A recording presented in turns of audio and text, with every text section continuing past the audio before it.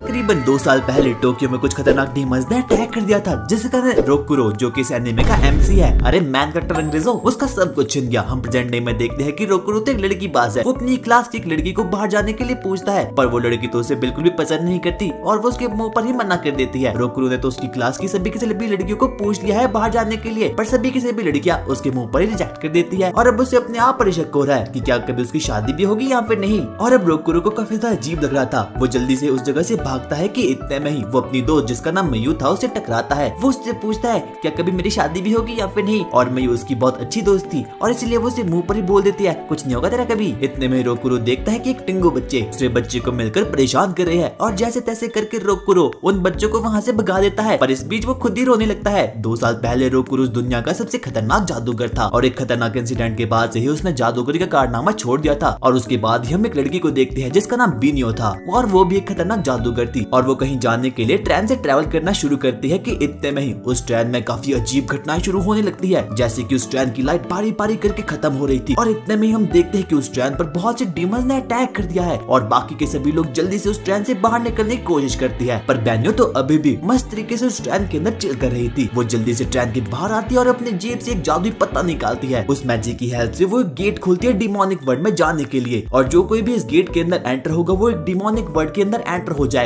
और वहाँ पर सभी के सभी जादूगर इन डीमंस की चटनी बना सकते हैं और रियल वर्ल्ड में कोई भी नुकसान नहीं होगा। और बेन्यो तो एक बहुत खतरनाक जादूगर थी। बेन्यो जल्दी से अपने आर्मर को पहनती है क्योंकि उसे पता था ये डीमंस काफी ज्यादा खतरनाक है। वो बारी बारी करके उन डीमंस को मारना शुरू करती है। वो डीमंस काफी ज्यादा खतरनाक थे, पर बेन्यो भी एक एक्सीडेंट की जादूगर नहीं थी। वो जल्दी से बारी बारी करके एक एक मॉन्स्टर को खत्म कर देती है। उसकी स्वॉर्ड काफी ज्यादा खतरनाक थी। इतने में एक मॉन्स्टर जमीन के अंदर से निकलता है और बेन्यो को बोलता है और इतने में एक पंछी वाला डीमन बेन्यो पर हमला करता है। इतने में ही बेन्यो अपने जेब से एक जादुई पत्ता निकालती है और उस मॉन्स्टर का काम खत्म कर देती है और बेन्यो के सामने लगभग किलो भर से मॉन्स्टर लड़ने के लिए आ रहे थे और अब वो काफी ज्यादा थक चुकी थी। उसके पास लड़ने के लिए कोई भी पावर नहीं बची थी और इसीलिए वो गिरना शुरू कर देती है। वहीं दूसरी तरफ रोकुरो तो यही सोच रहा था कि आखिरकार भगवान ने उसे ऐसा क्यों बनाया है और उसके साथ ऐसा ही क्यों होता है। कितने में ही पोर्टल खुलता है और बेन्यो वहाँ पर टपक पड़ती है और बेन्यो को देखते ही पहली नजर में रोकुरो से प्यार हो जाता है और इतने में वो उसे बचाने के लिए जंप मारता है, पर उस नादान बच्चे को ये पता नहीं था भाई डबल साइड है ये। इसे बिल्कुल भी विश्वास नहीं होता कि भगवान ने उसकी मान ली और स्वर्ग से एक सुंदर अप्सरा को जन्म दिया है, पर वो सुंदर अप्सरा भी यानी कि बेन्यो उसे बिल्कुल खतरनाक तरह से इग्नोर कर देती है और अपने जेब से एक पर्चा निकालती है और वो किसी जगह का मैप था। वो जल्दी से उस मैप को रोकुरो को देती है और बोलती है कि मुझे इस जगह जाना है और रोकुरो को तो यही लग रहा था कि लड़की कुछ भी बोल नहीं पाती और रोकुरो एक लड़की बाज तो था ही और वो मान जाता है कि वो बेन्यो को उस लोकेशन पर ले जाएगा, पर उस बच्चे को खुद भी पता नहीं होता कि आखिरकार ये लोकेशन पड़ती कहाँ है। रोकुरो रास्ते में बेन्यो को पटाने की बहुत कोशिश करता है, पर बेन्यो तो कुछ बोलती ही नहीं और अब चलते चलते रोकुरो ये बात भूल चुका था कि आखिरकार वो लोग पहुंचे कहाँ है और बेन्यो रोकुरो को बोलती है कि उसे काफी ज्यादा भूख लगी है और रोकुरो तो उसे मना कर ही नहीं पाता और बेन्यो लगभग किलो के हिसाब से खाना शुरू कर देती है और अब रोकुरो को भी उस पर काफी ज्यादा गुस्सा आ रहा था क्योंकि ना तो वो लड़की कुछ बोल रही थी और ऊपर से वो उसी की जेब से खा रही थी। और उसके बाद वो दोनों फिर से उस जगह पर जाने के लिए फिर से निकल जाते हैं कि इतने में वो रास्ते में देखते हैं कि 2 भाई और 2 बहन को जो कि बिल्कुल एकदम बच्चे थे और इतने में वो देखते हैं कि उनके पीछे ही एक डीमन है और जब वो पीछे देखते हैं तो वो देखते हैं कि वो बच्चे तो बिल्कुल गायब हो चुके हैं, यानी कि उन डीमंस ने उसे अपने वर्ल्ड में ले गया है। पर इतने में ही बेन्यो फिर से अपनी जादुई गेट का यूज करते हैं और वो लोग फाइनली अब डिमोनिक वर्ल्ड में आ चुके थे और वहाँ पर वो लोग देखते हैं कि वहीं पर वो 2 बच्चे भी है। उनमें से एक बच्चा काफी ज्यादा इंजर्ड था और तब रोकुरो को पता चलता है कि बेन्यो भी एक बहुत खतरनाक एग्जॉर्सिस्ट है। कि इतने में ही एक डीमन उन दोनों बच्चों को खाने के लिए आगे बढ़ता है कि इतने में ही बेन्यो अपने वेपन का यूज करके उन दोनों बच्चों की जान बचा लेती है और उस डीमन को खत्म कर देती है। बेन्यो अपने सूट को वापस से एक्टिवेट करती है क्योंकि उस जगह पर काफी ज्यादा डीमन थे और वो उसके बाद बारी बारी करके हर एक डीमन को मारना शुरू करती है और रोकुरो ये देखकर काफी ज्यादा शॉक्ड हो चुका था कि कोई लड़की भी इतनी ज्यादा पावरफुल हो सकती है, लगता है भाई राजस्थान से है। वहाँ पर बहुत से डीमंस आ चुके थे और रोकुरो भी ये देखकर काफी ज्यादा डर चुका था क्योंकि उसे वापस से अपनी दोस्त और पुरानी यादें आ रही थी कि आखिरकार कैसे उसने अपनी आंखों के सामने अपने पूरे के पूरे टीममेट को मरते हुए देखा है। और वहीं दूसरी तरफ बेन्यो तो बारी बारी करके अपनी पावर की हेल्प से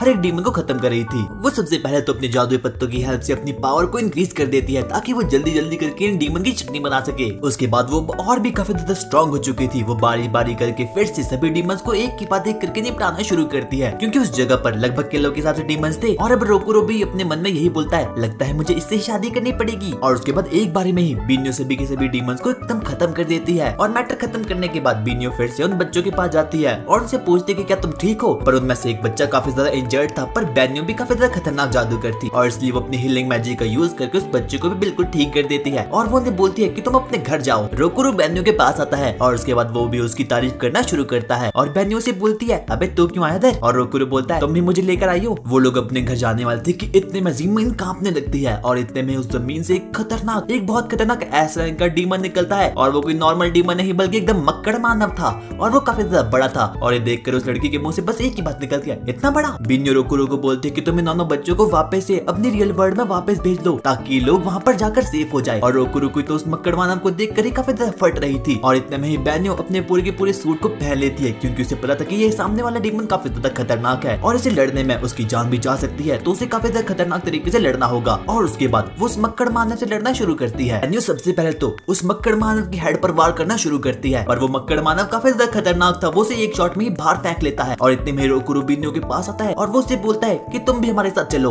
पर इतने में ही वो लड़की उसे बोलते है कि मैं एक जादूगर हूँ और मैं इस कंडीशन में बिल्कुल भी भाग नहीं सकती। वो सबसे पहले तो रोकुरो को एक पत्ता देती है ताकि वो वहाँ पर एक गेट खोल सके और वहाँ से बच्चों को वहाँ से भगा सके। और रोकुरो उसके पास आता है और कहीं ना कहीं उसे भी पता ही था कि ये डीमन काफी ज्यादा खतरनाक है और बेन्यो तो उस डीमन को बिल्कुल भी हरा नहीं सकती। उसे लास्ट टाइम ये बोलती है अबे लाइन मारना बंद कर और यहाँ से निकल जा। और उसके बाद वो फिर से मक्कड़ मानव पर वार करना शुरू कर देती है पर वो स्पाइडर तो काफी ज्यादा खतरनाक था। बिन्यो उस पर लाख कोशिश करती है उस पर वार करने की पर उसे तो कुछ भी नहीं होता। बिन्यो तो वहाँ पर अपनी मैजिकल स्पेल से दीवारें भी शुरू कर देती है पर उस मकड़े को अभी भी कुछ नहीं होता। और इतने में वो मोटा मकड़ा बिन्यो पर वार करता है जिसके कारण उसका आर्मर पूरी की पूरी तरीके से टूट चुका था। पर बिन्यो अभी भी हार नहीं मानती, वो कोशिश करती है कि वो उस मकड़े को खत्म कर देगी और वो उस पर फिर से वार करने की कोशिश करती है। बिन्यो अपनी पूरी की पूरी पावर का यूज करके उस स्पाइडर पर अटैक करती है पर वो स्पाइडर अभी भी सिर्फ और सिर्फ कुछ 2 कदम ही पीछे जाता है और उसे तो कुछ भी नहीं होता। और अब बिन्यो की भी पूरी की पूरी तरीके से फट चुकी थी। वो सोचती है कि वो फिर से अपने कुछ जादुई पत्तों का यूज करेगी पर तब उसे रियलाइज होता है कि उसके पास तो कोई जादुई पत्ता बचा ही नहीं है, यानी कि अब वो भगवान को प्यारी हो जाएगी। वो मरने वाली थी कि इतने में वहाँ पर रोकुरो आता है और वो बोलता है अब तुम देखोगी कि आखिरकार लड़ते कैसे है। और इतने में ही बिन्यो से बोलती है अबे निकल जा इधर से, चट्टी बना लेगा वो तेरी। और उसके बाद रोकुरो एक पत्ता निकालता है और स्पाइडर की तरफ आगे बढ़ना शुरू करता है और इतने में ही फिर से उसे अपनी पास की यादें आना शुरू हो जाती है। उसके बाद वो अपने जादुई पत्ते का यूज करता है और इतने में हम देखते हैं कि वो भंगार बन चुका है और उसके हाथ में अब एक क्रेजी सी पावर आ चुकी है। वो अपनी शक्तियों का सही इस्तेमाल करता है और एक ही शॉट में उस मकड़े को एकदम चटनी बना लेता है। और ये देखकर बिन्यो काफी ज्यादा शॉक हो चुकी थी। वो रोकुरो से पूछती है तुमने ये किया कैसे? रोकुरो बोलता है ये शक्ति नहीं शाप है। रोकुरो बेन्यो को बोलता है कि जो कुछ भी तुमने आज देखा उसे भूल जाओ क्योंकि आज के बाद वो कभी भी एग्जॉर्सिस्ट का काम नहीं करेगा और ना ही तो वो कभी जादूगर बनना चाहता है। पर इतने में ही बेन्यो उसे पीट देती है और बोलते है कि मुझे तुम्हारी हेल्प की बिल्कुल जरूरत नहीं थी और मैं स्पाइडर को अकेले हैंडल कर सकती थी। उसके बाद बेन्यो एक जादुई पत्ते का यूज करती है और एक गेट को खोल लेती है। उसके बाद वो वापस से अपनी न्यू वर्ल्ड में निकल जाते हैं और उसके बाद वो लोग फिर से बीच रास्ते में लड़ाई करना शुरू कर देते हैं। बेन्यो से यही बोल रही थी कि मुझे तुम्हारी पावर की कोई भी जरूरत नहीं थी और मैं स्पाइडर को अकेले ही हैंडल कर सकती थी। पर रोकुरो को पता ही था कि अगर वो उस टाइम पर वहाँ पर नहीं आता तो बेन्यो की चटनी बन जाती। और अब वो लोग काफी ज्यादा गुस्से में आ चुके थे, वो अपने अपने रास्ते निकल जाते हैं। और तब जाकर रोकुरो को याद आती है कि जब वो बेन्यो को बचा रहा था तब उसका बैग तो वहीं पर रह गया था और अब उसे बिल्कुल भी समझ आता कि आखिरकार वो कल के दिन स्कूल कैसे जाने वाला है। और अब रोकुरो का दिमाग भी काफी ज्यादा खराब हो चुका था क्योंकि सबसे पहले उसने बेन्यो के पीछे ही अपने बैग को फेंका था और उसी के साथ साथ उसने बेन्यो को बहुत कुछ खिलाया भी था और ऊपर से वो लड़की काफी ज्यादा अकड़ू भी थी और वो रोकुरो से पट्टी भी नहीं। और सोच कर ही रोकुरो का काफी ज्यादा दिमाग खराब हो रहा था। और ये सब कुछ देख कर ही वो सबसे पहले अपने बैग को लेता है और अपने घर वापस जाता है। और जब वो अपने घर वापस जाता है तब वो देखता है कि उसके मास्टर और उसके बाकी टीममेट्स बेन्यो की खातेदारी करने में लगे हैं। रोकुरो के मास्टर से बताते हैं कि आज से बेन्यो भी उसी घर में रहने वाली है क्योंकि वो एक खतरनाक जादूगरनी है। और रोकुरो तो अपने मन में ही बेन्यो को गाली दे रहा था। वो अपने कमरे में जाने वाला था कि इतने में कीना नाम का एक पॉकीमॉन जो कि बेन्यो का फैमिलियर था वो उसके मुंह पर झपट्टा मार देता है। और रोकुरो का भी भाई बीपी काफी ज्यादा हाई हो रहा था। वो चुपचाप अपने कमरे में जाता है और सो जाता है। और अगले दिन हम देखते हैं कि रोकुरो आराम से चिल मारकर सो ही रहा था कि इतने में बेन्यो उसके पास जाती है और उसे उठाने के चक्कर में उसे मार ही डालती है। रोकुरो जैसे तैसे करके उठता है और बोलता है अरे पागल लड़की मेरा पीछा छोड़ दे। बेन्यो रोकुरो को बोलती है कि कल वाली शक्ति काफी ज्यादा अनबिलीवेबल थी और आज तक उसने अपनी पूरी की पूरी लाइफ में इतनी खतरनाक पावर किसी के पास भी नहीं देखी। और वो रोकुरो को बोलती है कि वो फिर से डिमोनिक वर्ल्ड में जाना चाहती है ताकि वो रोकुरो की पावर को और ज्यादा गहराई से देख सके। पर रोकुरो तो उसे साफ साफ ना बोल देता है और बोलता है कि आज के बाद मैं कभी भी जादुई ताकतों का इस्तेमाल कभी भी नहीं करूंगा और मुझे बिल्कुल भी समझ आ रहा है कि आखिरकार बेन्यो कर क्या रही है। और अब रोकुरो काफी ज्यादा गुस्से में आ चुका था और बेन्यो चुपचाप अपने सीनियर के साथ उस डिमोनिक वर्ल्ड में एंटर होती है जहाँ पर उन्हें बहुत से डीमन को खत्म करने का टास्क मिला है। जब वो डिमोनिक वर्ल्ड में एंटर होती है तब वो अपने सामने एक बहुत खतरनाक राक्षस को देखते हैं जो कि काफी ज्यादा खतरनाक था। और ये देखकर ही उन सीनियर की तो बिल्कुल पैंट गीली हो चुकी थी। पर बेन्यो उस मॉन्स्टर को किसी भी हालत में हराना चाहती थी। वो मॉन्स्टर मेंढक तो काफी ज्यादा खतरनाक था और इसलिए बेन्यो सबसे पहले अपने जादुई पत्ते को यूज करके उस पर एन्चेंटमेंट करने की कोशिश करती है। पर उस जादुई मेंढक को तो कुछ नहीं होता और वो मेंढक मॉन्स्टर भी काफी ज्यादा खतरनाक था। वो बेन्यो पर बारी बारी करके वार करे जा रहा था। इतने में ही बेन्यो अपने जादू की हेल्प से कुछ स्वॉर्ड को निकालती है और अब तो वो और ज्यादा भी स्ट्रॉन्ग बन चुकी थी और अब वो फिर से एक मेंढक मॉन्स्टर पर अटैक करना शुरू कर देती है और वो काफी धीरे से अटैक करी थी और तब उसे रियलाइज होता है कि ये मेंढक मॉन्स्टर उतना भी खतरनाक नहीं जितना वो स्पाइडर था और उसे कैसे भी करके इस पूरी की पूरी दुनिया का सबसे स्ट्रॉन्गेस्ट जादूगर बनना है। पर अभी इस पूरी की पूरी दुनिया में सबसे स्ट्रॉन्गेस्ट जादूगर कोई और नहीं बल्कि रोकोरो ही है। और तब बेन्यू को वो वादा याद आता है जो कि उसने अपने भाई से किया था और उसने अपने भाई से सिर्फ और सिर्फ यही वादा किया था कि वो इस पूरी की पूरी दुनिया की सबसे खतरनाक जादूगर बनेगी। और इस वक्त उसके सपने के बीच कोई और नहीं बल्कि रोकोरो ही खड़ा है, क्योंकि वो इस वक्त इस पूरी की पूरी दुनिया का सबसे खतरनाक जादूगर है। क्योंकि भाई वो सस्ता साइतामा है, वो किसी को भी एक पंच में खत्म कर सकता है। और कहीं ना कहीं उसे भी पता ही था कि वो रोकोरो की अभी लेवल के पास भी नहीं है, क्योंकि वो काफी ज्यादा खतरनाक है। और वो जैसे तैसे करके उस मेंढक मॉन्स्टर को तो मार देती है और उसके बाद वो लोग वापस से अपने वर्ल्ड में आ चुके थे। इतने में ही बेन्यू का सीनियर उसे बोलता है कि क्या तुमने कभी रोकोरो को फाइट करते हुए देखा है। और बेन्यू उसे बताती है कि कल परसों ही हम एक खतरनाक स्पाइडर से लड़े थे और जब मैंने उसकी पावर देखी तो मैं काफी ज्यादा शॉक्ड रह गई। वो सिर्फ पूरे के पूरा उस मकड़े वाले इंसिडेंट के बारे में बताना शुरू करती है और उसका सीनियर बेन्यू को बताता है कि रोकोरो 2 साल पहले ही उनके साथ रहना शुरू किया है और रोकोरो के साथ बहुत समय पहले कुछ खतरनाक इंसिडेंट हुआ था जिसके कारण ही उसने जादूगर की जॉब छोड़ दी। और वही दूसरी तरफ रोकोरो तो मस्त चिल मारा था और वो अपनी जिंदगी में पहली बार सोचता है कि अब मैं नहाऊंगा। पर इतने में वो बाथरूम में जाता है और वो देखता है कि वहाँ पर तो बेन्यू नहा रही है। और जब वो लोग एक दूसरे को देखते हैं तो उनके बीच फिर से लड़ाई होना शुरू हो जाती है। वो बेन्यू से डरकर भाग गया था कि इतने में वो किसी हड्डी पहलवान से टकरा जाता है और वो नीचे गिर जाता है। और इतने में वो बोलता है कि आखिरकार मैं किस सिंगल हड्डी से टकरा गया, क्या इसे कुछ खाना नहीं मिलता और भाई क्या ये हवा खाता है क्या। और ऐसा बोलते उसके मास्टर बिल्कुल शॉक्ड हो चुके थे। वो उस बच्चे को बोलते अरे मूर्ख बालक, ये मास्टर के भी मास्टर है, ये हेड है जादूगरों के। उस सिंगल हड्डी का नाम आरिमा था और वो हेड है पूरी की पूरी जादूगरी कंपनी का। वो उनके मास्टर को बताता है कि मेरे पास कुछ गुड न्यूज है और तुम लोग कल श्राइन के पास आ जाना। अगले ही दिन वो सभी के सभी लोग श्राइन तक तो पहुंच चुके थे और इतने में ही वहाँ पर कुछ अलग ही अंडरग्राउंड सीढ़ियां निकलती है। और जब वो लोग वहाँ पर जाते हैं तब वो लोग देखते हैं कि वहाँ पर तो दुनिया के सभी एग्जॉर्सिस्ट आ चुके हैं और कहीं ना कहीं उन्हें पता चल ही चुका था कि आज तो कुछ तहलका होने वाला है। वो सभी के सभी लोग एक बहुत खतरनाक बैटल एरिया में थे और बाकी सभी के सभी जादूगर बेन्यू से मिलने आ रहे थे, क्योंकि उन्हें लग रहा था कि बेन्यू काफी ज्यादा खतरनाक है और इसके चर्चे तो पूरे के पूरे शहर में मशहूर थे। कि इतने में ही वहाँ पर आरिमा आता है और वो अपने सभी के सभी जादूगरों मित्रों को बोलता है कि अब से हमारी डीमन के साथ जंग खत्म हुई, क्योंकि अब से इस पूरे के पूरे वर्ल्ड में शांति होने वाली है, क्योंकि हमें कोई ऐसा मिल चुका है जो कि इस पूरे के पूरे वर्ल्ड में शांति कायम कर सकता है और हर एक डीमन को खत्म कर सकता है। वो बोलता है कि भगवान ने कुछ बच्चों को भेजा है, इसका मतलब यही था कि कुछ ऐसे जादूगर जिनके पास खतरनाक पावर्स है। और इस स्पीच को सुनकर ही बाकी के सभी जादूगर काफी ज्यादा खुश हो चुके थे। और इतने में ही आरिमा बेन्यू को स्टेज पे बुलाता है और सभी जादूगरों को तो यही लग रहा था कि यही वो जादूगर है जो कि सभी के सभी डीमन को खत्म कर सकती है। और उसके बाद आरिमा रोकोरो को भी स्टेज पे बुलाता है और सभी लोगों को यही लग रहा था कि आखिरकार ये बंदा है कौन, क्योंकि इस एग्जॉर्सिस्ट के बारे में तो हमने अपने पूरे जीवन में नहीं सुना। रोकोरो को काफी ज्यादा डाउट्स थे और वो उससे बोलता है भाई कुछ गलती हो रही तेरे से, पर आरिमा बोलता है अरे चुप बैठ कर रह जा, मेरे से कभी गलती नहीं होती। और उसके बाद वो सभी के सभी लोगों को बताता है कि रोकोरो ईस्ट में सबसे ज्यादा स्ट्रॉन्ग है और बेन्यू वेस्ट में सबसे ज्यादा स्ट्रॉन्ग है। और बाकी सभी जादूगर के मन में यही डाउट आ रहा था कि आखिरकार ये बच्चे क्या ही कर लेंगे। और आरिमा अपने जादूगरों मित्रों को बोलता है कि अभी ये दोनों एग्जॉर्सिस्ट हमें अपनी जादूगरी की झलक दिखाएंगे और इन दोनों को अपने मरते दम तक लड़ना होगा और उसके बाद हमें पता चल जाएगा कि आखिरकार कौन सबसे ज्यादा स्ट्रॉन्गेस्ट है। रोकोरो आरिमा को साफ साफ मना कर देता है कि वो बेन्यू से बिल्कुल भी लड़ेगा, पर बेन्यू अपनी तलवार ऐसे निकालती है जैसे कि वो इस मौके का कब से इंतजार कर रही हो और वो कब से रोकोरो को मारने की इच्छा प्राप्त कर रही हो। बेन्यू रोकोरो पर बिना कुछ सोचे समझे बस वार करना शुरू कर देती है और रोकोरो का मन तो यही था कि वो कभी भी किसी लड़की को हाथ पे नहीं लगाएगा और इसीलिए बस वो बेन्यू के अटैक को डॉज ही करा था। रोकोरो बार बार बस यही बोल रहा था कि मुझे इस लड़की से बिल्कुल भी लड़ना, क्योंकि रोकोरो को कहीं ना कहीं तो पता ही था कि अगर उसने गलती से भी इस लड़की को हाथ भी लगाया तो वो बोलेगी। बेन्यू से बार बार बोलते हैं कि तुम भी अपनी पूरी की पूरी शक्ति का यूज करो और बाकी के सभी जादूगर तो अपने मन में यही सोचते कि ये वाला जादूगर तो काफी ज्यादा वीक है क्योंकि ये तो लड़ नहीं पा रहा। और इतने में आरिमा रोकोरो को बोलता है कि इसी वजह से 2 साल पहले तुमने अपनी आंखों के सामने ही अपने दोस्तों को छीन लिया। ये सुनकर ही रोकोरो काफी ज्यादा गुस्से में आ चुका था। वो जल्दी से अपनी पावर को एक्टिवेट करता है और उसके बाद आरिमा पर अटैक करने के लिए आगे बढ़ता है। वो उस पर अटैक करने वाला था कि इतने में ये पागल औरत यहाँ पर फिर से आ चुकी थी। अब बेन्यू अपने फुल फॉर्म में आ चुकी थी कि इतने में ही रोकोरो बस उसे एक मुक्का मारता है और वो दूर जाके गिरती है। रोकोरो का मकसद सिर्फ और सिर्फ एक ही था कि वो इस टाइम पर सिर्फ आरिमा को मारना चाहता था, पर इतने में बेन्यू फिर से उसके पास आ चुकी थी और इतने में ही रोकोरो अपनी गन का यूज करके उसे पेल देता है। और रोकोरो तो इस पूरी की पूरी फाइट में बस होल्ड बैक ही करा था, क्योंकि उसे पता था कि अगर गलती से भी इस लड़की को थोड़ा बहुत नाखून भी लग गया तो इसका काम तो बिल्कुल खत्म हो जाएगा। और अब आखिरी समय में वो दोनों अपनी पूरी की पूरी पावर को एक्टिवेट कर देते हैं। उन दोनों की पावर टकराने वाली थी कि इतने में आरिमा जल्दी से नल एबिलिटी का यूज करके उन दोनों के मैजिक को खत्म कर देता है और वो दोनों को बोलता है अरे मुझे माफ करना, बस मैं तो देखना चाहता था कि आखिरकार तुम लोगों के पास कितनी पावर है। और उसके बाद आरिमा बाकी जादूगर को बताता है कि ये दोनों ही वो बच्चे हैं जो कि मीको को यानी कि भगवान के बच्चे को इस वर्ल्ड में लाएंगे और वो बच्चा ही पूरी की पूरी दुनिया में शांति कायम करेगा। हाँ, मतलब कि सबसे पहले इन दोनों को शादी करनी पड़ेगी, बच्चा होगा और वही बच्चा पूरी की पूरी दुनिया में शांति कायम करेगा। अबे साले 18 का तो उन्होंने।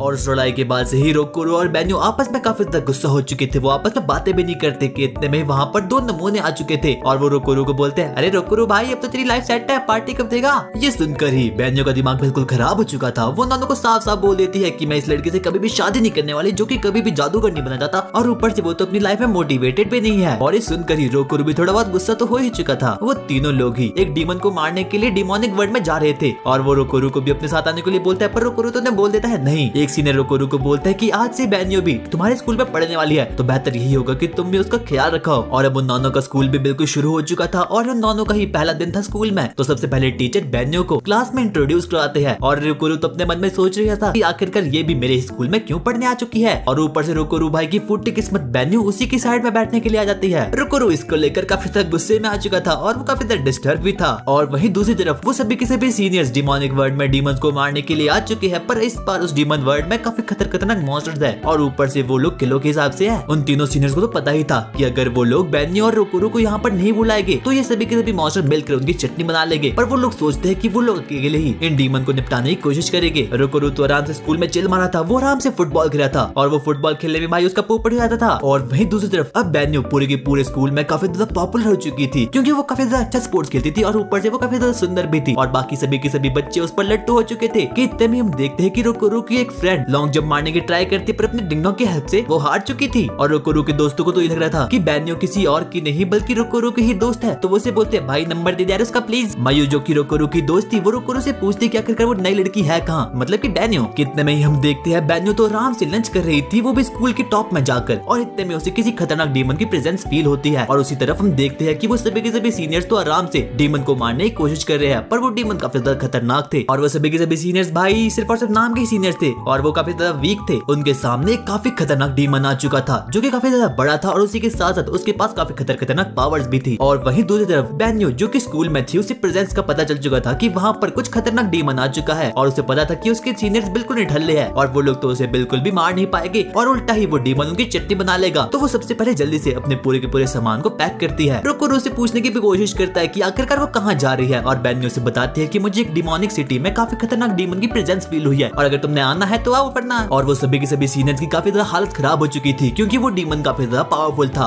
और वो लोग बिल्कुल भी नहीं चाहते थे कि वो लोग किसी और को अपनी हेल्प के लिए बुलाए। पर उन लोगों की किस्मत तो काफी ज्यादा अच्छी थी कि इतने में ही वहाँ पे बेन्यो आ चुकी थी, क्योंकि उसे पता था कि उसके सीनियर्स बिल्कुल ही ठल्ले हैं और अगर उसने डिमोनिक वर्ल्ड में अकेले ही अपने सीनियर को जाने दिया तो वो लोग जरूर चटनी बनकर वापस आएंगे। बेन्यो सबसे पहले अपने मास्क को पहनती है और उसके बाद अपने पूरे के पूरे गार्ड को भी एक्टिवेट कर देती है। वो सबसे पहले अपनी एसएस रैंक की स्वॉर्ड को निकालती है और अब उस डीमन की चटनी बनाने के लिए बिल्कुल रेडी हो चुकी थी। उसके ड्रेस को देख के ही वो सभी के सभी सीनियर्स बिल्कुल बावले हो चुके थे। उन्हें बिल्कुल भी समझ नहीं आता कि आखिरकार इतनी छोटी सी लड़की इतनी खतरनाक कैसे हो सकती और ऊपर से उसके पास इतनी जादुई ताकत कैसे हो सकती है कि इतने में ही बेन्यो उस डीमन का तहलका ऑमलेट बनाना शुरू करती है। वो आगे बढ़ती है और उस पर अपनी पूरी की पूरी शक्तियों से वार करती है, जिसकी हेल्प से उस डीमन के बिल्कुल चीथड़े उड़ चुके थे। वो काफी ज्यादा स्पीड में थी और वो मॉन्स्टर से टच भी नहीं कर पाता। और वहीं दूसरी तरफ रोकोरू तो आराम से अपनी मायू नामक एक दोस्त के साथ झूला झूल रहा था। रोकोरू डीमन को मार रही थी कि इतने में उसके पीछे से एक और डीमन निकल कर आता है कि इतने में ही वो सीनियर्स फाइनली अपनी जिंदगी में पहली बार काम आते हैं। वो उस पीछे वाले डीमन को जैसे तैसे करके खत्म कर देते हैं और बेन्यो को बोलते हैं कि हम सभी यूजलेस लोग इन छोटे छोटे डीमन को तो हरा देंगे और तुम अपना फोकस उस बड़े वाले डीमन पर रखो क्योंकि वो काफी ज्यादा पावरफुल है। वो लोग वापस से डीमन से लड़ना शुरू करते हैं और भाई रोकोरू भाई की आशिकी तो खत्म ही नहीं होती। वो उस लड़की को बहुत कुछ खिलाते पिलाते हैं। और वहीं दूसरी तरफ डिमोनिक वर्ल्ड में तो कुछ अलग ही तहलका मच रहा था कि इतने में ही एक डीमन डिमोनिक वर्ल्ड का रास्ता खोलता है और उस छोटे से पोर्टल की हेल्प से ही पूरे के पूरे वर्ल्ड में तहलका मच जाता है। वहाँ की पूरी जमीन हिलने लगती है कि इतने में वो मक्खी मैन जिसने की डिमोनिक वर्ल्ड का रास्ता खोला था रियल वर्ल्ड के लिए, वो हंसने लगता है कि इतने में वहाँ बेन्यो आ चुकी थी। बेन्यो अपने पूरी की पूरी पावर की हेल्प से उस पर एक खतरनाक स्लैश का यूज करती है और उस मक्खी मैन का अंत हो चुका था। वो उस मक्खी मैन को बीच में से ही काट डालती है। इतना ही काफी नहीं था क्योंकि रियल वर्ल्ड में अभी भी हलचल मची रही थी कि इतने में रोकोरू वहाँ पर तो था ही। वो अपनी थोड़ी सी पावर का यूज करता है और इतने में ही वो जाता है कुछ बच्चों के पास जो कि रोलर कोस्टर में फंसे थे। वो सबसे पहले एक बच्चे को बचा लेता है कि इतने में ही वो दूसरे बच्चे को बचाने वाला था कि इतने में उसे पास की याद आती है कि आखिरकार कैसे उसके मुंह के सामने ही उसके दोस्तों की जान गई है। वो बच्चा को ज्यादा ही ड्रामे कर रहा था कि इतने में जैसे तैसे करके रोकोरू उस बच्चे को भी बचा लेता है और मयू भी रोकोरू की इस बहादुरी को देखकर काफी ज्यादा एक्साइटेड हो चुकी थी। और उसके बाद वो सभी लोग वापस से अपने घर निकलते हैं कि इतने में उसका सीनियर उसे बताता है कि बेन्यो ने आज कुछ खतरनाक की करिश्मा कर दिया क्योंकि उसने एक खतरनाक मक्खी मानव को बहुत खतरनाक तरीके से मारा है और वो काफी ज्यादा पावरफुल भी है। बेन्यो रोकोरू को बोलती है कि आखिरकार तुम्हारे टी शर्ट पर क्या लगा है, पर रोकोरू उसको बोलता है अबे अपना काम करना। रोकोरू बेन्यो से पूछता है कि आखिरकार आज का मिशन उसका कैसा गया है और बेन्यो बोलती है एक नंबर। पर वो दोनों लोग अभी भी एक दूसरे से काफी ज्यादा नाराज ही थे। और वहीं दूसरी तरफ सिंगल हड्डी आरिमा अपने प्रोडक्टर्स को यही बता रहा था कि आखिरकार आखिरकार कैसे बेन्यो और रोकुरो एक बच्चे को जन्म देगी और वो बच्चा पूरे के पूरे डीमन वर्ल्ड का खात्मा कर लेगा। और बेनोई तो इसी वादे के बारे में सोच कर काफी ज्यादा डिप्रेस्ड हो रही थी, जो कि उसने अपने भाई से किया था। दरअसल उसे इस पूरे के पूरे वर्ल्ड का सबसे खतरनाक जादूगर बनना है, पर कहीं ना कहीं उसे भी पता ही था कि इस वक्त रोमोरू इस पूरे के पूरे वर्ल्ड का सबसे खतरनाक जादूगर है, क्योंकि उसने एक ही शॉट में उस स्पाइडर को मार गिराया था, जो कि बेनोई से तो कभी भी नहीं मरता। इतने में रियो, जो कि उसका सीनियर था, वो वहाँ पर आता है कि तुम्हें टेंशन लेने की कोई भी जरूरत नहीं है, क्योंकि एक ना एक दिन तो तुम लोग पक्का ही इस पूरे के पूरे वर्ल्ड के सबसे खतरनाक एग्जॉर्सिस्ट तो जरूर बनोगे। और सबसे पहले रियो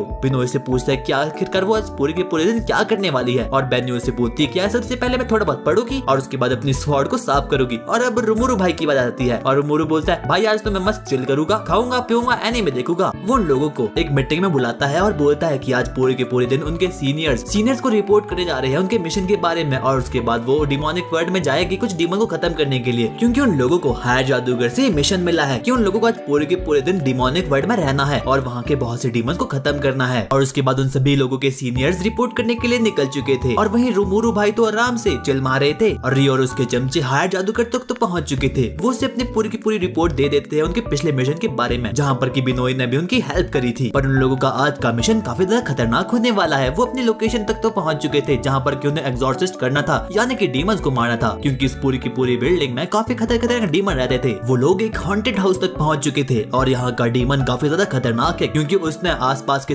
सभी लोगों को खा लिया है। और ये घर कुछ समय पहले कुछ बूढ़े आदमियों का था, लेकिन अब उन लोगों के बारे में पता ही नहीं है कि आखिरकार वो लोग गए तो गए कहाँ। रियो और उसके चमचे बहुत हिम्मत करके उस घर के अंदर जाने की कोशिश करते हैं, क्योंकि वो घर काफी ज्यादा खतरनाक था और उसका ऑरा भी काफी ज्यादा खतरनाक था। उन लोगों को 100% लग रहा था कि इस घर के अंदर जरूर कोई एस रैंक का डीमन है। और रोकुरो तो आराम से भाई टॉफी चॉकलेट पेलने में बिजी था। और वहीं दूसरी तरफ अब रियो और उसके चमचे भी उस हॉन्टेड हाउस तक पहुंच चुके थे और उन लोगों की काफी ज्यादा फट रही थी। वो लोग जादू मंत्र पढ़ना शुरू करते हैं ताकि वहाँ की स्पिरिट वहाँ से भाग जाए। वो लोग बारी बारी करके हर एक कमरे की तलाशी कर रहे थे कि क्या पता उन लोगों को डीमन वहाँ पर मिल जाए, और उसी के साथ वो बारी बारी करके उन हर एक कमरों को प्यूरिफाई भी करे थे ताकि वहाँ पर आज के बाद कोई भी डीमन ना जा पाए। और लकीली उन लोगों को वहाँ पर कुछ भी नहीं मिलता, क्योंकि हमें पता ही है कि आखिरकार ये सीनियर्स कितने पावरफुल है। उन लोगों ने उस पूरे के पूरे हॉन्टेड हाउस की तलाशी तो ले ली थी और अब वो फाइनली उस हॉन्टेड हाउस के लास्ट कमरे तक पहुंच चुके थे। और अब वो वापस जाने वाले थे कि इतने में अचानक से उन्हें कुछ बहुत खतरनाक ऑरा का प्रेजेंस फील होता है, और वो ऑरा उन लोगों को ही सरप्राइज करा था, क्योंकि वो किसी नॉर्मल डीमन का ऑरा नहीं बल्कि एकदम एस रैंक के डीमन का ऑरा था, जो कि बहुत पावरफुल होता है। ये फील करके ही वो लोग काफी ज्यादा डर चुके थे, और इतने में उन लोगों के सामने एक बहुत खतरनाक पावरफुल डीमन आ चुका था। और वो डीमन काफी ज्यादा स्वैग में था, क्योंकि भाई उसने चश्मा पहना था और ऊपर से वो डबल एस रैंक का डीमन था। और वो वाला डीमन तो बाकी सभी के सभी डीमन से काफी ज्यादा पावरफुल, और उसकी अपीयरेंस भी बाकी सभी डीमन से काफी ज्यादा अलग थी। वो सबसे पहले रियो के चमचे पर अटैक करता है और रियो के चमचे दूर जाकर गिरते हैं, और उसके बाद वो रियो को अपने साथ डिमोनिक वर्ल्ड में ले आता है, यानी कि अब वो डीमन रियो को बहुत गंदे तरीके से मारने वाला है। और अब रोकुरो भी अपने घर आ चुका था कि इतने में वो अपने पीछे देखता है कि रियो के चमचे यहाँ पर है, और रियो के चमचे काफी ज्यादा गुस्से में थे और ऊपर से वो काफी ज्यादा डरे भी थे। वो रोकुरो को पूरी की पूरी बातें बताते कि आखिरकार कैसे रियो को एक डीमन डिमोनिक वर्ल्ड में अकेले ही ले गया और अब वो उसे खत्म कर देगा। और इस सुनकर ही रोकुरो को काफी ज्यादा गुस्सा आता है, क्योंकि वो उसका बड़ा भाई था। और इस सुनकर ही रोकुरो सबसे पहले बेन्यो के पास जाता है और वो उसे पूरी की पूरी बातें बताता है, पर बेन्यो तो उसे बिल्कुल भी भाव ही नहीं देती और वो बोलती है अबे निकल जाए इधर से। और उसके बाद रोकुरो उसके सामने हाथ जोड़ना शुरू कर देता है, और तब जाकर बेन्यो उसे थोड़ा बहुत सीरियस लेती है और उसे पूरी की पूरी कंडीशन के बारे में पूछती है, और अगर चाहे तो रोकुरो अकेले ही उस डीमन को निपटा सकता है, पर भाई लाइन मारना जरूरी है। और अब बेन्यो को भी लग चुका था कि ये वाला काफी ज्यादा सीरियस मैटर है। वो रोकुरो को बोलती है कि अपना सर ऊपर करो, क्योंकि एक सच्चा जादूगर कभी भी किसी के सामने घुटने नहीं टेकता। और अब बेन्यो भी रियो की हेल्प करने के लिए मान चुकी थी और उस डीमन को पहनने के लिए भी। और वहीं दूसरी तरफ रियो तो अपनी जान की भीख के लिए डिमोनिक वर्ल्ड में इधर से उधर भाग रहा था, क्योंकि वो खतरनाक डीमन रियो का पीछा कर रहा था उसे मारने के लिए। रियो की अब बहुत बुरी तरीके से फट चुकी थी, उसे बिल्कुल भी समझ नहीं आता कि आखिरकार वो इस डिमोनिक वर्ल्ड से बाहर कैसे निकलेगा, क्योंकि उसके पास तो वो जादुई पत्ते भी नहीं थे,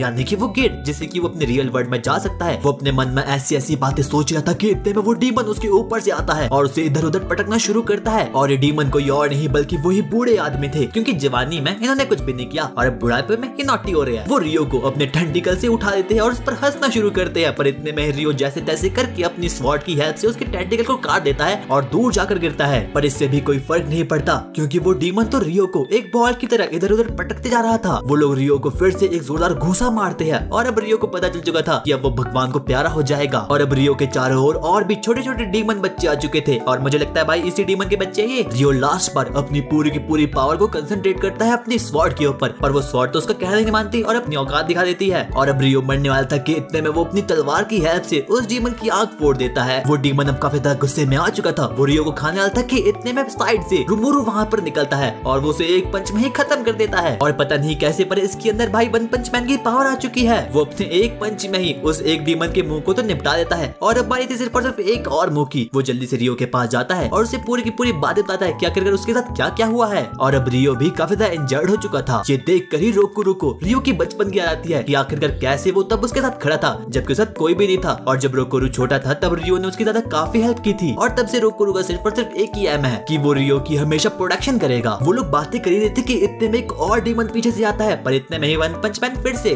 उसे एक पंच में ही खत्म कर देता है। और अब रोकुरो काफी ज्यादा गुस्से में आ चुका था और डिमोनिक वर्ल्ड के सभी डीमंस भी अब बारात लेकर उसके पास आ चुके थे कि इतने में हम देखते हैं कि वहाँ पर बीनियो भी आ चुकी है और वो अपनी स्वॉर्ड की हेल्प से उन सभी के सभी छोटे छोटे डीमंस को तो खत्म कर देती है। और अभी दोनों लोग ही इस पूरे के पूरे डीमन वर्ल्ड में तहलका मचाने वाले हैं। और इतने में वो सभी के सभी डीमंस फिर से जाग चुके थे। रोकुरो उन सभी के सभी डीमंस को मारने के लिए सबसे आगे जाता है, पर उसकी स्पीड इतनी खतरनाक नहीं थी और इसीलिए वो छोटे छोटे गुट के डीमंस उसे ट्रैप कर देते हैं। वहीं दूसरी तरफ बिनोई तो एकदम गॉड स्पीड की हेल्प से छोटे छोटे डीमंस को मार देती है और आखिर में जाकर वो फाइनली रोकुरो को भी उस ट्रैप से बाहर निकाल देती है। वो उस बड़े डीमन पर अटैक करने वाले थे कि इतने में रोमुरू से बोलता है कि बड़े डीमन को तो मैं ही मारूंगा। और उसके बाद रोकुरो जल्दी से उस बड़े वाले डीमन के पास जाता है और उसे अपना एक पंच देता है और उस बड़े डीमन के लिए वो एक पंच ही काफी था। वो पूरी की पूरी तरीके से डिस्ट्रॉय हो चुका था। और उसके बाद रोकुरो और बिनोई साथ में ले जाकर रियो को रियल वर्ल्ड में ले जाते हैं और वहीं हम देखते हैं कि रियो के चमचे उसका ध्यान रखते हैं, पर डिमोनिक बैटल की वजह से अब रियो काफी ज्यादा इंजर्ड हो चुका है। तो बिनोई सबसे पहले वापस से अपने हंटेड हाउस जाती है और उसे प्यूरिफाई करके आती है क्योंकि उसे अपने सीनियर पे बिल्कुल भी विश्वास नहीं था और उनकी पावर्स भी बिल्कुल लो थी। जब वो उस हॉन्टेड हाउस से बाहर निकलती है तब वो देखती है कि रोकुरो भी वहाँ पर है। बिनोई उसे बोलती है अरे तुम यहाँ पर क्या कर रहे हो? और रोकुरो से बोलता है थैंक यू, तुमने रियो को बचाने मेरी काफी हेल्प की। बिनोई पहले तो थैंक यू बोलती है, पर आखिर में जाकर वो फिर से रिमोरू का मजाक उड़ाना शुरू कर देती है, जिसकी वजह से उन दोनों के बीच फिर से लड़ाई शुरू हो जाती है। और उसके बाद हमें आरिमा को दिखाया जाता है जो कि एक बच्चे को बोल रहा था कि उन दोनों पर ध्यान रखना, और ये दोनों कोई और नहीं बल्कि रोकुरो और बिनोई है। वहीं दूसरी तरफ अब रियो को काफी ज्यादा इंजरी आ चुकी थी क्योंकि उस डीमन ने उसे काफी खतरनाक तरीके से मारा था। तो रोकुरो से मिलने के लिए जाता है और उसी के साथ साथ उसे बहुत सी कैंडीज भी देता है। और अब रोकुरो भी हॉस्पिटल से बाहर आ चुका था और वो अपने मन में यही सोचा था कि आखिरकार रियो को इतना मीठा पसंद क्यों है, कहीं वो मीठा तो नहीं। रोकुरो अपने घर वापस आ चुका था और वहीं पर वो देखता है कि उसके सभी के सभी टीम मेंबर्स और यहाँ तक कि बिनोई भी कुछ साइन को बना रहे थे और ये वही साइन होते हैं जिसकी हेल्प से कि वो अपने मैजिकल गेट्स और अपनी मैजिकल स्पेल को यूज कर सकते हैं। और इन जादुई पन्नों को बनाना कोई बच्चों खेल तो बिल्कुल भी नहीं है। और उसी के साथ साथ रियो के चमचे अब रोकुरो की मजाक उड़ाना शुरू करते हैं और बोलते हैं अरे यार ये बुद्धू बच्चा तो ये बना ही नहीं सकता।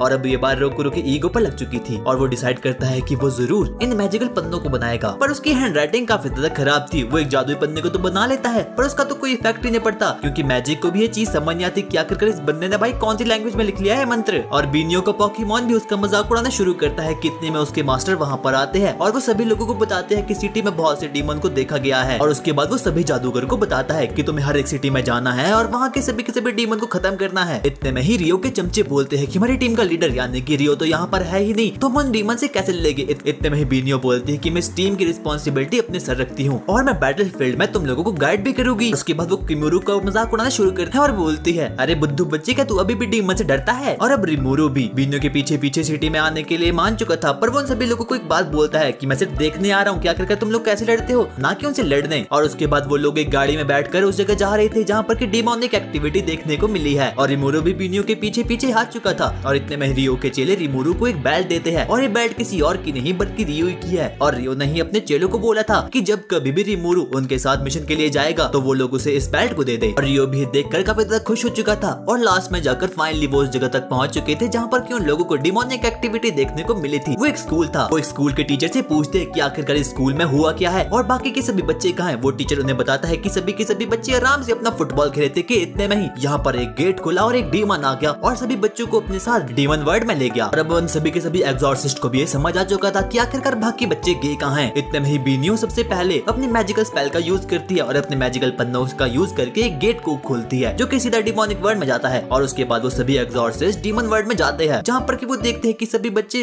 जोर जोर से भाग रहे हैं और उनके पीछे बहुत छोटे छोटे डीमंस पड़े हैं उन्हें खाने के लिए। और इतने में ही एक मॉन्स्टर एक बच्चे को खाने वाला था कि इतने में रिमोरू वहाँ पर आ चुका था और वो जैसे तैसे करके उस बच्चे को उस डीमन से बचा लेता है। वो उस बच्चे को पूछता है कि क्या वो ठीक है या फिर नहीं। कि इतने में ही एक और डीमन रिकुरू भाई पर अटैक कर देता है जिसकी वजह से रिकुरू अब ट्रैप हो चुका था। कि इतने में ही बिनियो वहाँ पर आ चुकी थी और वो अपनी एसएस रैंक की स्वॉर्ड की हेल्प से उस मॉन्स्टर को ही काट देती है। और अब सभी के सभी बच्चे सेफ ही थे क्योंकि बिनियो ने अपनी गॉड स्पीड की हेल्प से हर एक छोटे छोटे मॉन्स्टर को खत्म कर लिया है। पर इतने में ही हम देखते देखते हैं कि वहाँ पर तो पूरी की पूरी मॉन्स्टर की आर्मी भरी पड़ी है और वो सभी के सभी लोग तो खत्म होने का नाम ही नहीं ले रहे थे कि इतने में रुकुरु सोचता है कि अब मुझे फाइनली अपने मैजिक यूज करना ही होगा। वो सबसे पहले कुछ पत्थरों को यूज करता है ताकि वो उन चीजों को अपने मैजिक का यूज कर सके। वो जल्दी से अपनी पावर का यूज करता है पर तब उसे याद आता है अरे मैंने तो पेज का यूज किया ही नहीं। और उसके बाद वो नेक्स्ट टाइम फिर से एक पेज का यूज करके अपने मैजिक को परफॉर्म करता है और भाई वो तो बहुत भयानक मशीन गन को चला रहा था और वो भी अपने मैजिक की हेल्प से। वो बारी बारी करके हर एक छोटे छोटे डीमन को मारना शुरू करता है। उन सभी एग्जॉर्सिस्ट को यही लग रहा था कि वहाँ पर तो सभी के सभी डीमन आर्मी बिल्कुल खत्म हो चुकी है। इतने में रियो के चेले सोचते हैं कि हम लोग यहाँ पर सबसे पहले ट्रांसपोर्टेशन मैजिक का यूज करेंगे और इन बच्चों को इस जगह से बाहर निकाल देंगे क्योंकि क्या पता भाई इस वर्ल्ड में कब कोई डीमन उन लोगों पर अटैक कर और उन बच्चों की चटनी बना ले। वो लोग ऐसा करने के बारे में सोच ही रहे थे कि उन लोगों को परफॉर्म करना है कि इतने में वहाँ पर किलो भर आर्मी फिर से मॉन्स्टर की आ जाती है और इतने में ही बीनियो वहाँ का पूरा मैटर को सॉल्व कर देती है अपनी गॉड स्पीड की हेल्प से। वो बारी बारी करके हर एक मॉन्स्टर का चूरमा बना लेती है और वहीं दूसरी तरफ हम देखते हैं कि रुकुरु भी अपनी मशीन गन की हेल्प से बारी बारी करके हर एक मॉन्स्टर को निपटा रहा है। और इतने में ही रियो के चेले वापस से ट्रांसपोर्टेशन मैजिक का यूज करना शुरू कर देते हैं और उसे परफॉर्म करने की कोशिश करते हैं कि इतने में ही उन पर एक बहुत खतरनाक डीमन अटैक कर देता है। वो दोनों चेलों पर अटैक कर देता है और रिकुरु ये सब कुछ होते हुए देख रहा था। उसे अपनी पास्ट की याद आती है कि कैसे ऐसे ही करके उसने अपने दोस्तों को भी खो लिया था। और इतने में रियो का एक चेला जल्दी से उस मॉन्स्टर को मार डालता है और दूसरा चेला जल्दी से ट्रांसपोर्टेशन मैजिक का यूज करता है ताकि वो बच्चों को यहाँ से रियल वर्ल्ड में ले जाए। और अब सभी बच्चे फाइनली उस डिमोनिक वर्ल्ड से बाहर निकल चुके थे और रियल वर्ल्ड में आ चुके थे कि इतने में हम देखते हैं कि रिमोरू का ध्यान तो उस पर है ही नहीं। कितने में ही रिकुरु के पीछे से एक बहुत खतरनाक डीमन उसे पकड़ लेता है और अब उससे मारने आता है कि इतने में वहाँ पर कोई गॉड स्पीड से आता है और उस मॉन्स्टर को मार देता है। और रिकुरु भी उस मॉन्स्टर से बच चुका था कि इतने में हम देखते हैं कि धूल में से एक बहुत खतरनाक बंदा निकलता है और इसका नाम साइमन था। और साइमन काफी ज्यादा बैडएस बंदा था। वो सबसे पहले अपने पीछे से एक तलवार को निकालता है और जमीन में गाड़ देता है जिसके कारण वो डीमन वर्ल्ड ही थरथराना शुरू कर देता है और उसके आसपास के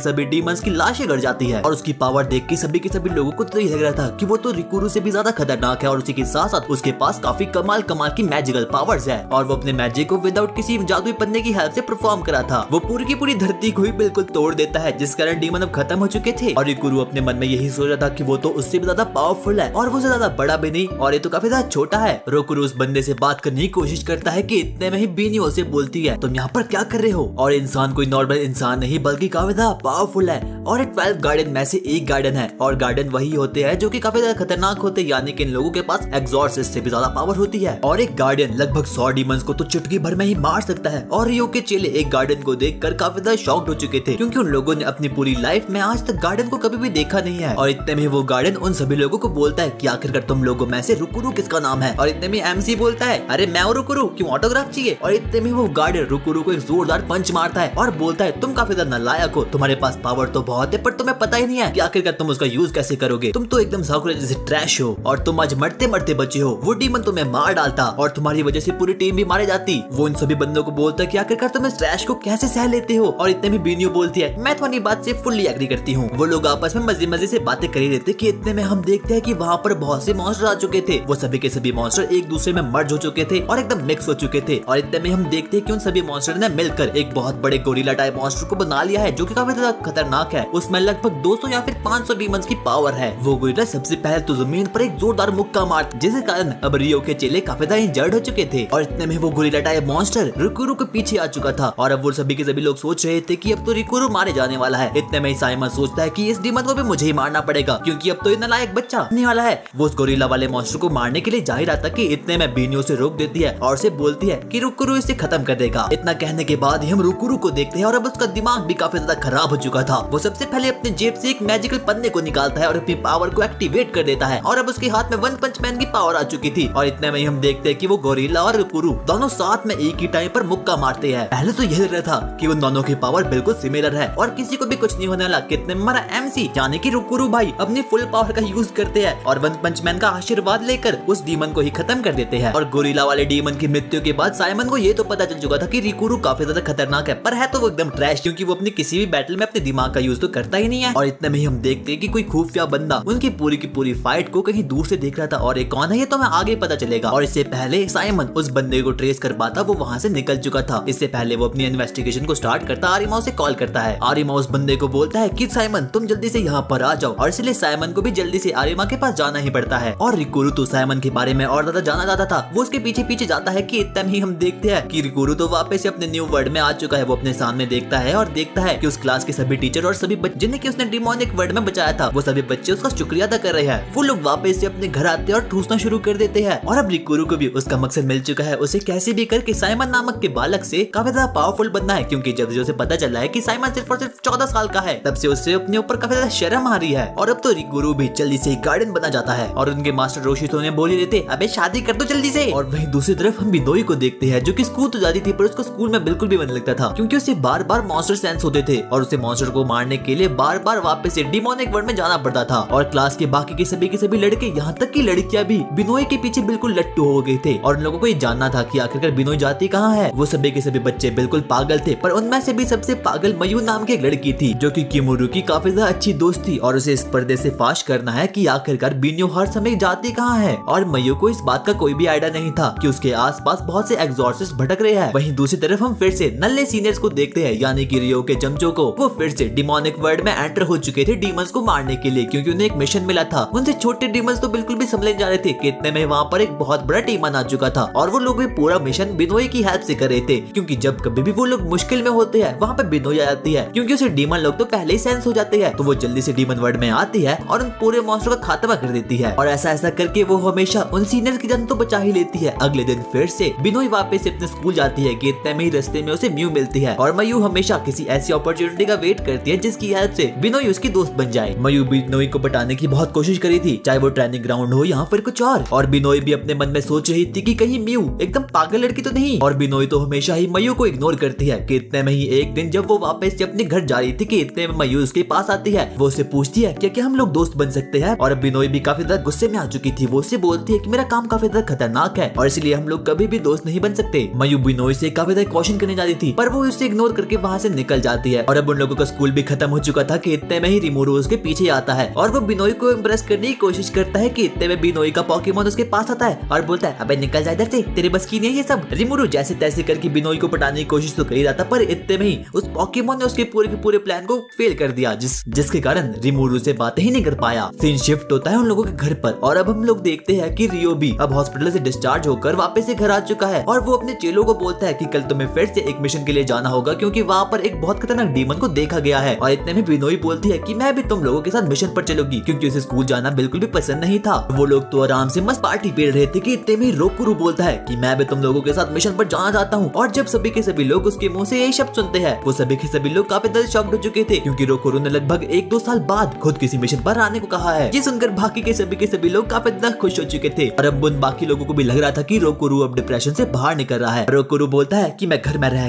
कर काफी ज्यादा बोर हो चुका हूँ और बस मेरा कोई और प्लान नहीं। रियो बोलता है, अरे हाँ तुम बिल्कुल आ सकते हो। और अगले ही दिन वो सभी के सभी लोग ट्रेनिंग में जाने के लिए बिल्कुल रेडी हो चुके थे, यानी कि डीमंस को मारने के लिए। बिन्यो भी वहाँ पर आ चुकी थी और वो बोलती है कि मैं भी डीमन को खत्म करने के लिए बिल्कुल तैयार हो चुकी हूँ और मैं भी तुम्हारे साथ आने वाली हूँ। कितने में ही सुबह ही रोकुरु पहली बार उन सभी के पास आता है और उन्हें बोलता है कि मैं भी आज डिमोनिक रेल्म में एंटर होऊंगा और हर एक डीमन का तहलका ऑमलेट ना दूंगा। वो सभी लोग इस बात के लिए मान जाते हैं और उस लोकेशन पर जाने के लिए निकलते हैं जहाँ पर उन्हें डिमोनिक रेल्म की पावर मिली है। और वहीं बेन्यो दूसरी तरफ अपनी जॉगिंग के लिए यानी कि अपनी ट्रेनिंग के लिए निकल जाती है। वहीं हमें एक फ्लैशबैक में दिखाया जाता है जहाँ पर कि रियो और उसके सीनियर्स ने बेन्यो को बताया था कि आज तुम हमारे साथ मिशन के लिए नहीं जा सकती हो, क्योंकि बहुत साल बाद खुद रोकुरु काफी ज्यादा एक्साइटेड है किसी मिशन को जाने के लिए। वो बोलता है कि इस बार हम रोकुरु को अपने साथ जाएंगे और अगली बार तुम आ जाना। बेन्यो आराम से ट्रेनिंग कर रही थी कि इतने में वहाँ पर मायू आ चुकी थी और अब उन लोगों को काफी ज्यादा भूख लग रही थी और इसलिए वो वापस से रेस्टोरेंट में जाने के लिए निकल जाते हैं। वहीं दूसरी तरफ रियो और रोकुरु अपने पूरी की पूरी पावर से मॉन्स्टर से लड़ रहे थे और रोकुरु भाई तो अपने मैजिक स्पेल का यूज करके उन डीमंस को पेल रहे थे। उसका मकसद एक ही था कि अब उसे कैसे भी करके गार्डियन बनना है और सबसे पावरफुल बनना है। वो अपनी स्पेल का यूज करके उन मॉन्स्टर को बारी बारी करके निपटा रहा था और अब तो उसकी मशीन गन भी काफी ज्यादा खतरनाक हो चुकी थी, जो कि उसके मैजिक से बनती थी। वो अपनी मैजिक की बहुत प्रैक्टिस कर रहा था उस डीमन रियल में और अब वो अपने जादुई पन्नों का यूज करके अपने शूटिंग स्टाइल के मैजिक को काफी ज्यादा एनहांस करा था। और वहीं दूसरी तरफ रियो और बाकी लोग कुछ बड़े बड़े मॉन्स्टर को निपटाने में काफी ज्यादा बिजी थे। उस जगह पर फिर से किलो भर मॉन्स्टर वापस आ चुके थे और अब रोकुरु भी फिर से अपनी पावर का यूज करने के लिए बिल्कुल रेडी हो चुका था। और उन लोगों को तो मॉन्स्टर को पेलने में काफी ज्यादा मजा आ रहा था, क्योंकि वो लोग तो उसे आराम से ही एकदम चींटियों की तरह मसले जा रहे थे। वहीं दूसरी तरफ हम देखते हैं कि मयू बिनोई को एकदम उसकी फेवरेट फूड खिला रही थी ताकि वो उसकी दोस्त बन जाए। भाई क्या है लड़की। वो लोग आपस में कुछ बातें कर रहे थे कि इतने में हम देखते हैं कि उस रेस्टोरेंट में कुछ हॉरर एक्टिविटीज होना शुरू हो जाती है, यानी कि यहाँ पर भी डीमंस आ चुके हैं और अब तो रियल वर्ल्ड में भी पता नहीं कैसे काफी ज्यादा मॉन्स्टर्स आ चुके हैं। और वहीं हम देखते हैं कि रोकुरु और उसकी बाकी टीम एक खतरनाक मॉन्स्टर को पेलने में काफी ज्यादा बिजी है, पर वो डीमन काफी ज्यादा खतरनाक है क्योंकि उसके पास पास खुद भी मैजिकल पावर्स है। वो कुछ ज्यादा ही खतरनाक मॉन्स्टर था। रियो और उसके बाकी चेले उस मॉन्स्टर को रोकने की बहुत कोशिश करते हैं, पर वो काफी ज्यादा पावरफुल था। और वहीं दूसरी तरफ हम देखते हैं कि रियल वर्ल्ड में भी डिमोनिक वर्ल्ड का रास्ता खुल चुका है। बिनो ये देखकर काफी ज्यादा शॉक्ड हो चुकी थी कि आखिरकार डिमोनिक वर्ल्ड का रास्ता यहाँ पर कैसे दिख रहा है, और ऊपर से वो रास्ता तो बिल्कुल साफ साफ दिख रहा है, और यहाँ पर कोई नॉर्मल ह्यूमन भी यहाँ से जा सकता है डिमोनिक वर्ल्ड में। वो अपने आजू बाजू में देखती है और देखती है कि रियल वर्ल्ड में भी अब डीमंस आ चुके हैं, क्योंकि रेस्टोरेंट के ऑनर को बहुत सारे डीमंस ने पकड़ लिया है और अब वो उसे मारने वाले हैं। और इसीलिए बिनोई सबसे पहले तो अपने जादुई पन्नों का यूज करती है और वहाँ पर एक गेट को समन कर देती है और खुद भी डिमोनिक वर्ल्ड में निकल जाती है। वहीं दूसरी तरफ हम देखते हैं कि रिमोरू और उसकी बाकी टीममेट काफी ज्यादा थक चुके हैं। रियो और उसके बाकी चमचों को उस डीमन ने काफी गंदे तरीके से मार दिया है, और अब रिमोरू भी उस डीमन को देखकर काफी ज्यादा डर चुका है, क्योंकि उसे अब वापस से अपने पास्ट की यादें आने शुरू हो जाती है। पर अभी वो अपने मन में यही सोच रहा था कि वो वैसा नहीं होने देगा जैसा कि उसे पास्ट में हुआ है। वो सबसे पहले अपने पूरे हाथ में वापस से उसी पावर को अनलॉक करता है, और अब वो वन पंच मैन बन चुका था। वो जल्दी से उस मॉन्स्टर की तरफ आगे बढ़ता है और उस मॉन्स्टर को वन पंच मार देता है, और उसका वन पंच तो काफी ज्यादा खतरनाक था और उससे वो मॉन्स्टर एक ही शॉट में खत्म हो चुका था। वहीं दूसरी तरफ अब बिनोई ने भी अपनी पावर की हेल्प से उस शेफ को बचा लिया था और ओवरवर्ल्ड के सभी डीमंस को खत्म कर लिया था। बिनो वापस से अपने रियल वर्ल्ड में आती है और इतने में मयू उसके पास जाती है और उसे हक देती है। वो रोने लगती है और तब बिन्यो को मयू के अंदर एक दोस्ती दिखती है और वो भी उसे हक कर देती है। भाई कैलेट की बिन्यो और मयू वापस से अपने घर जाने के लिए निकल रहे थे और रास्ते में बात कर रहे थे, और इतने में ही मयू बिनोई को बताती है कि उसके ग्रैंडफादर एक एग्जॉर्सिस्ट है। और तब बिनोई सोचती है कि कहीं उनका मास्टर मयू का ग्रैंडफादर तो नहीं। वो सभी अब वापस से अपने घर आ चुके थे और मयू बिनोमो भी वहाँ पर आ चुकी थी। और जब मयू रुकुरु को देखती है तो वो उसकी तरफ आगे बढ़ती है और उसे मारने लगती है और बोलती है, तुमने मुझे पहले क्यों नहीं बताया कि बिनोई वहाँ पर रहती है, क्योंकि वो एग्जॉर्सिस्ट मास्टर कोई और नहीं बल्कि मयू के ग्रैंडफादर ही थे। और इतने में ही हम देखते हैं कि वो जादूगर को मास्टर डीमन वर्ल्ड में आ चुका है और वो किसी को देखकर बहुत डर चुका था।